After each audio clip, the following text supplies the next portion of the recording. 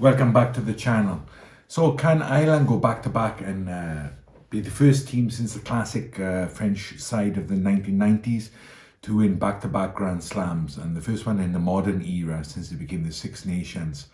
And to be honest, why do people even doubt it? Before the tournament started, I would have said, yeah, don't get the hopes up too high. I mean, that's the nature of the Six Nations. But after the performance in Marseille last Friday, I've got to say, not only could Ireland win back-to-back Grand Slams, but maybe they should. So that's what we're going to look at in this video. So one of the comments, and the comments have been fantastic, keep them coming in the last couple of videos. One of the comments that really got me was, I'm not sure if the guy wants his name out there, so I'll just call him Frank. But he laid out actually the accomplishment of the Irish team over the last couple of seasons, and it really put things in perspective for me. And he said, Ireland have been the #1 team for 2 years. They've gone 17 games in a row unbeaten. They won a series in New Zealand, and they won 7 out of 11 games against South Africa. And then they beat them in the Rugby World Cup final in the group stage. But they were the only team to do that, to beat the South Africans. And they were the current Grand Slam champions. But according to the pundits, all of it is wiped away overnight because we lost by 4 points with questionable refereeing decisions in the quarterfinals against New Zealand. People always underestimate Ireland, and indeed they do. And I think a lot of the underestimation, in fact, comes from the Irish pundits. I've watched quite a lot of the Irish media last year and this year particularly, since Ireland have been doing so well. And yeah, it seems like there's a general underestimation of the accomplishments of this Irish side.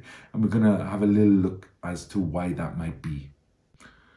First of all, let's get a bit of context. I mean, Ireland are a great side at the moment, but have they been a great side in recent memory?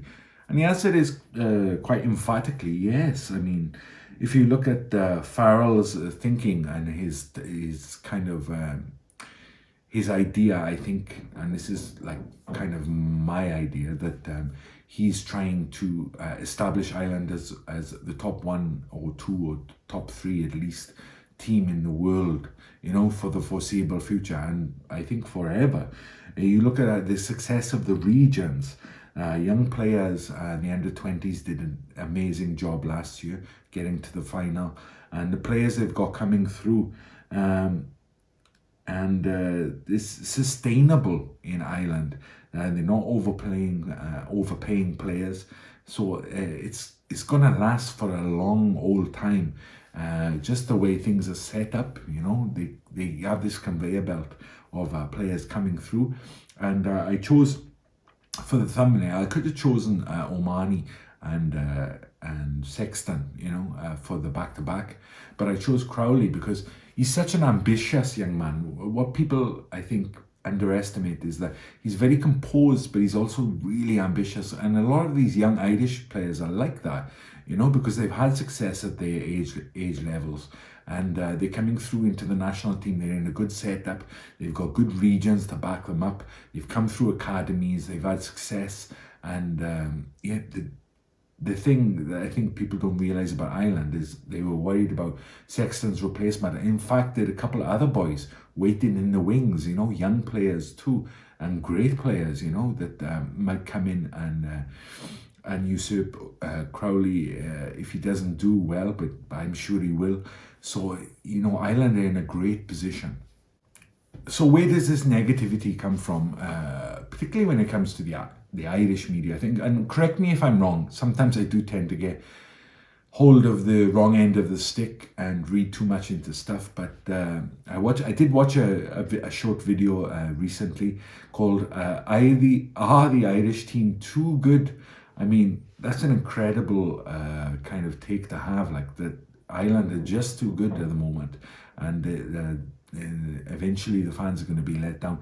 And we all know rugby and success does tend to go in cycles, but I'm sure like Farrell and his coaching staff and Irish Rugby Union have in mind to break that cycle, you know what I mean, and establish Ireland as one of the foremost teams in the world. Now, traditionally, Ireland were always regarded as a fantastic rugby playing nation, but they had the kind of image that when they got up for a game, they could beat anyone on their day, but the consistency wasn't there. And I don't think that's been the case for like the last 20 or 30 years, you know what I mean, 20 at least. And yeah, 20 years. So I think that's a kind of archaic vision of where Irish rugby is at the moment. And unfortunately, a lot of these pundits are ex-players, and I think they came up in a system that was very different to the system the players are coming up in now. So yeah, I think that maybe is a source of the kind of their wariness of promoting Ireland and Ireland's successes as much as they should be, because it's really phenomenal what they've achieved over the last few years. And I would not be surprised if they went on to go back to back and win 2 Grand Slams in a row. Now, as I said, Six Nations, the nature of the tournament is that you never really know how a side is going to perform on the day. They all have their own history, their own little rivalries, etc. But it becomes a question of not can Ireland win back-to-back Grand Slams, but actually should they? Like, based on how they performed on Friday against France in Marseille, they should win a Grand Slam now. So I think expectation for this Irish side has to be raised. And I know the fans have very high expectations and support the teams, but in the media, I think people have to get used to the new normal. And I think that's a lot of where it comes from, getting used to the new normal. So finally, to finish off the video, let's look at Ireland's running to the Grand Slam, which of course they're definitely going to get now. So they have Italy at home on Sunday. So a nice long break after the French match. Then they're Wales at home. Then perhaps their biggest challenge, because it's an away match, and it's England in Twickenham, and that'll be a big one, I think. And then to finish off the campaign, they'll have Scotland at home. So they have 3 home matches. So if they can get the job done against England, the Twickers or whatever they call it, then you know, it's done. It's a done deal.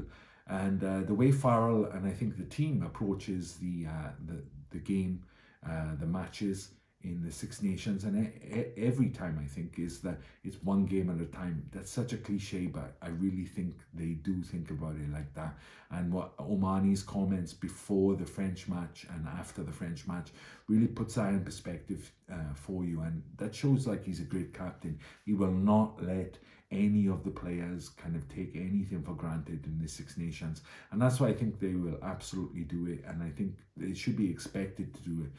At a certain point, you have to accept the success of your team and your system, and you have to raise the expectations. And I think Ireland are at that point now.